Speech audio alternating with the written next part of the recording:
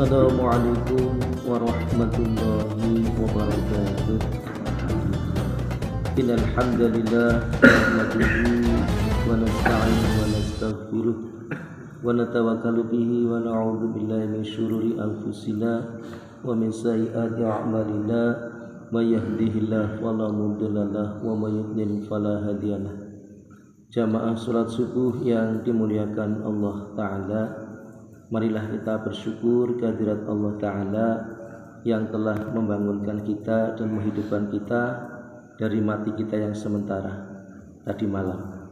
Dan kita diberikan kesempatan Allah Ta'ala adalah untuk bersama-sama kita perbaiki dan sempurnakan iman dan amal soleh kita.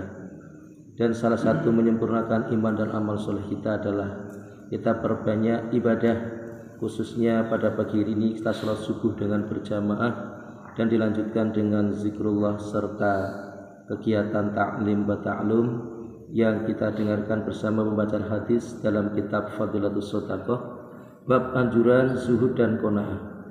Hadis yang ke-9 masih berada di lanjutan penjelasannya. A'udzu billahi minasyaitonir rajim. An Abi Hurairah radhiyallahu anhu anin Nabiy sallallahu alaihi wasallam qala la yazalu qalbul kabir syabban fi isnataini fi hubbid dunya wa tulil amal. Rawahu muttafaqun alaih kada fi mishkat. Dari Abu Hurairah radhiyallahu anhu berkata, dari Nabi sallallahu alaihi wasallam beliau bersabda, hati orang tua selalu muda dalam dua hal. Yang pertama dalam cinta dunia dan kedua panjang angan-angan. Hadis riwayat muttafaqun alaih dalam kitab Mishkat. Keterangan lanjutannya sebagai berikut.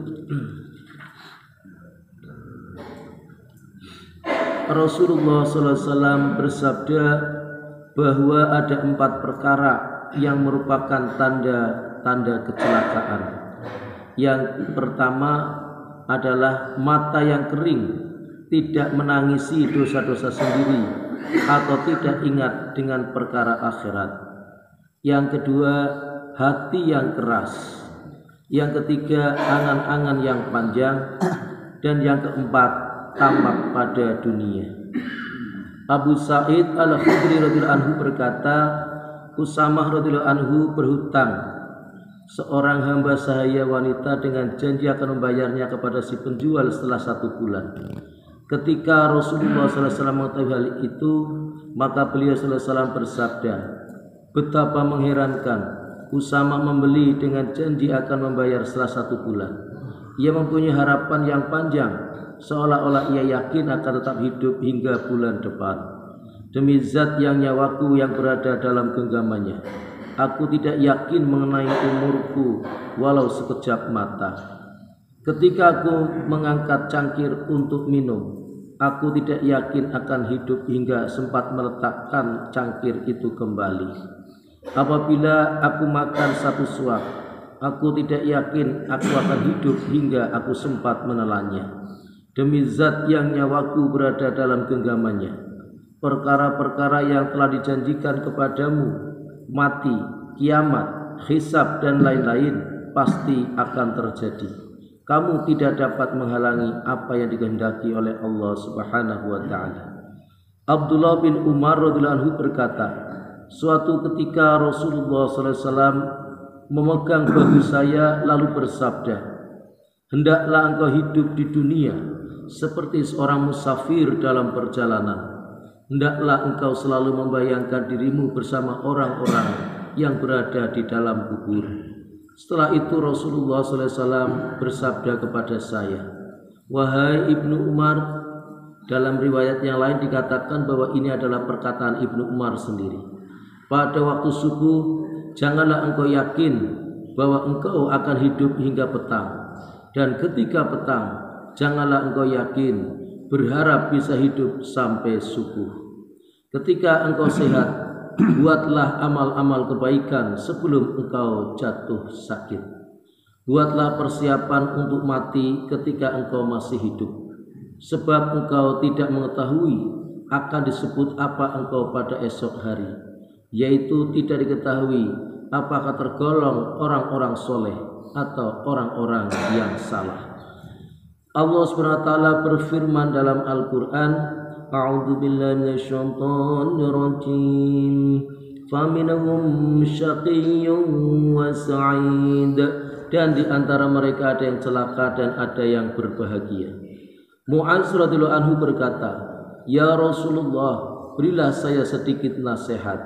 Rasulullah SAW bersabda, "Beribadahlah kepada Allah dengan perasaan seolah-olah engkau melihat Dia ada di hadapanmu. Senantiasa anggaplah seolah-olah dirimu berada di kalangan orang-orang yang sudah mati. Berzikirlah kepada Allah di dekat setiap batu atau pohon, supaya banyak saksi pada hari kiamat. Bila terlanjur berbuat dosa, buatlah amal baik sebagai gantinya. Jika dosa itu dilakukan secara sembunyi-sembunyi, maka amalan baik itu pun harus secara sembunyi-sembunyi. Jika dosa itu dilakukan dengan terang-terangan, maka taubatnya serta amalan baiknya harus dilakukan dengan terang-terangan." Ibnu Mas'ud radhiyallahu anhu meriwayatkan sabda Rasulullah sallallahu alaihi wasallam, "Kiamat semakin dekat, tetapi manusia semakin menjauhi Allah Subhanahu wa taala karena tamak pada dunia." Diambil dalam kitab At-Targhib. Suatu ketika Rasulullah sallallahu alaihi wasallam keluar dari rumah beliau lalu bersabda, "Adakah seseorang di antara kalian yang menginginkan agar Allah Subhanahu wa taala mengkaruniakan ilmu kepadanya tanpa ia pelajari dan memberi hidayah kepadanya tanpa ada yang menunjukinya? Adakah di antara kalian yang menginginkan agar Allah SWT menjauhkan dirinya dari kebutaan dan membukakan mata hatinya? Jika kalian menginginkannya, maka ketahuilah bahwa barang siapa tidak cinta dunia dan menyederhanakan angan-angannya, maka Allah SWT akan memberinya ilmu tanpa belajar dan akan mengkaruniakan hidayah kepadanya tanpa ada orang yang menunjukinya." Diambil dalam kitab Durrul Mansur. Riwayat ini telah dikemukakan dengan rinci pada pembahasan terdahulu. Jabir radhiyallahu anhu meriwayatkan sabda Rasulullah sallallahu alaihi wasallam, "Yang paling aku khawatirkan terhadap umatku adalah kuatnya hawa nafsu dan panjangnya angan-angan. Hawa nafsu yang kuat menyebabkan tergelincir dari jalan kebenaran. Angan-angan yang panjang menyebabkan lupa kepada akhirat. Dunia selalu bergerak dan semakin hari akan semakin menjauhinya.